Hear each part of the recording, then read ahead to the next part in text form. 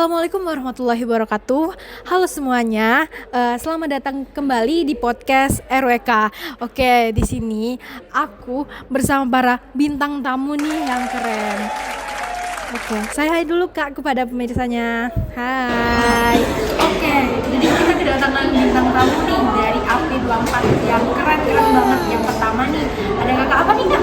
Halo, perkenalkan nama saya Rizky Magdalena. Saya dari Administrasi Publik Angkatan 2024. Lanjut Kak.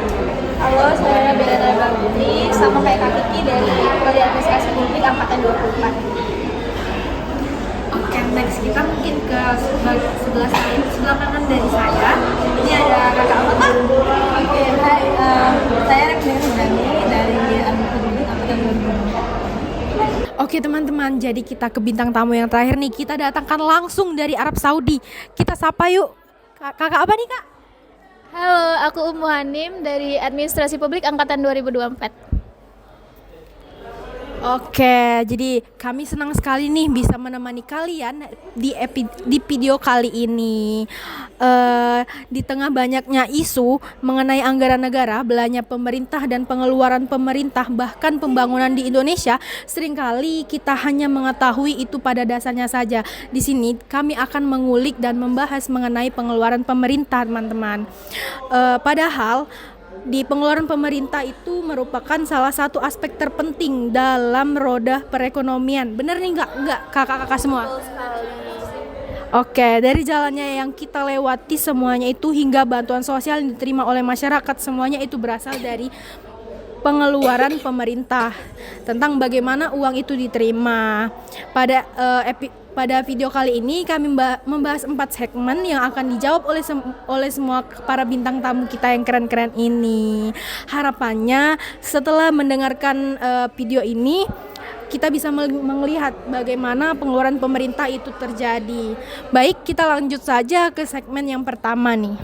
Tanpa berlama-lama yuk kita berbicara dengan para bintang tamu kita yang keren ini ya teman-teman. Mungkin kita dari segmen yang pertama, kita mulai dari Kak Kiki ya teman-teman. Apa sih Kak sebenarnya yang dimaksud dari pengeluaran pemerintah itu?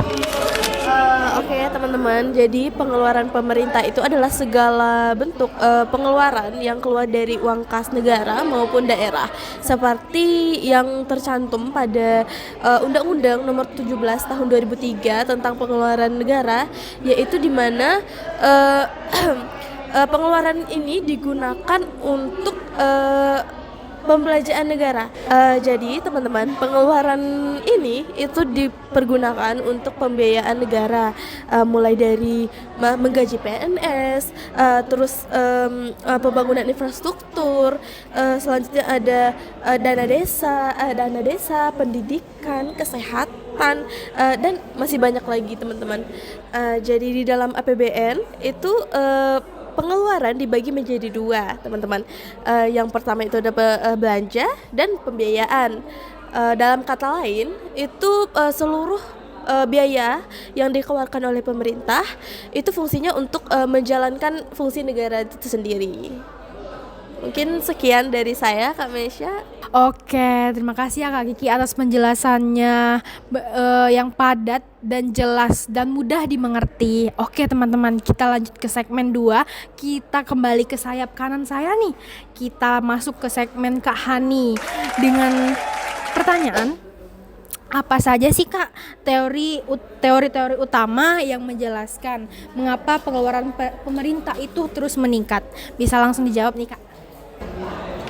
Jadi, teori-teori yang menjelaskan kenapa pengeluaran pemerintah itu terus meningkat itu ada 5. Yang pertama itu teori makro oleh Rostrow dan Musgrave. Jadi di teori ini menjelaskan bahwa pemerintah itu butuh pengeluaran yang lebih besar untuk pembangunan di tahap awal pembangunan. Lalu yang kedua itu adalah hukum Wagner. Jadi pada hukum Wagner ini menjelaskan ketika pendapatan masyarakat itu meningkat, jadi pengeluaran pemerintah itu otomatis ikut meningkat. Lalu yang ketiga nih ada teori Peacock dan Wiseman. Nah di teori ini itu menjelaskan pajak dan penerimaan negara itu Jadi selanjutnya itu yang ketiga itu adalah teori Pickle and Wiseman. Nah, jadi pada teori ini itu menjelaskan bahwa pajak dan penerimaan negara itu meningkat setelah krisis sehingga pengeluaran pemerintah itu juga tidak kembali. Lalu yang keempat itu adalah teori Collins and Clark. Jadi di teori ini itu menjelaskan bahwa meningkatnya jika pengeluaran pemerintah itu melebihi 25% dari GNP, resiko inflasi itu juga meningkat. Lalu yang kelima adalah teori mikro. Pemerintah berbelanja berdasarkan kebutuhan masyarakat dan ketersediaan anggaran. Jadi sekian dari saya. Terima kasih Kak Mesya. Oke, terima kasih ya Kak Hanim atas penjelasannya yang sangat benar-benar jelas. Jadi dari semua teori ini menjelaskan bahwa pertumbuhan ekonomi itu selalu diikuti dengan pertumbuhan belanja negara. Mungkin kita bisa lanjut ke segmen ketiga dengan bintang tamu dari Kak Bella dengan pertanyaan.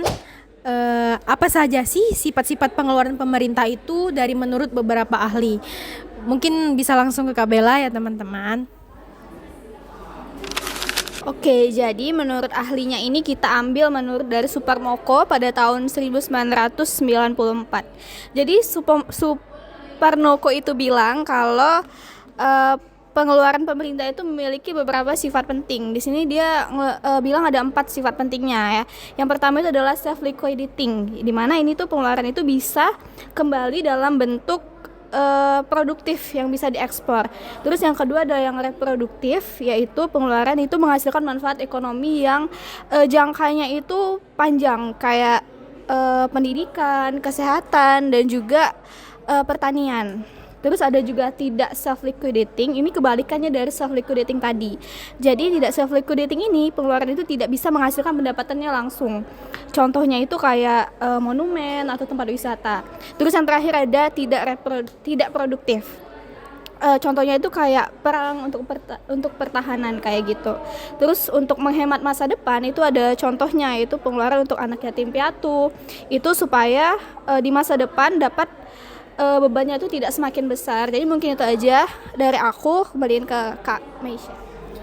Oke, terima kasih. Itu dari siapa tadi Kak? Kalau nggak salah itu dari Suparmoko, bener? 1994. Wah, terima kasih ya Kak atas penjelasannya mengenai sifat-sifat pengeluaran ini. Sifat-sifat pengeluaran ini membantu bagaimana pengeluaran pembelanjaan itu negara efektif atau tidak. Oke, mungkin kita bisa lanjut ke segmen 4 nih, segmen terakhir kita. Kita lanjut ke sayap kanan lagi teman-teman. Dengan pertanyaan, bisakah Kak Repi nih memberikan contoh nyata pengeluaran pemerintah dan bagaimana dampak dari pengeluaran tersebut? Kita langsung saja. Baik, contoh yang relevan di era sekarang itu adalah program Smart TV untuk 330.000 sekolah pada tahun 2025, serta anggarannya itu bernilai 2 triliun teman-teman. Nah, di mana tujuannya itu meningkatkan kualitas pembelajaran digital dan pemerataan pendidikan. Lalu dampaknya ini adalah meningkatkan kualitas guru dan siswa, lalu mendukung pendidikan digital dan memperkuat pelayanan publik. Namun daripada itu ada tantangannya juga nih teman-teman, di mana tantangannya itu keterbatasan listrik atau internet di beberapa wilayah atau daerah yang mungkin kekurangan atau keterbatasan listrik tersebut. Mungkin itu saja dari aku, saya kembalikan ke Kak Mesya lagi. Oke, di sini ada contoh nyata langsung pada tahun 2025 ya.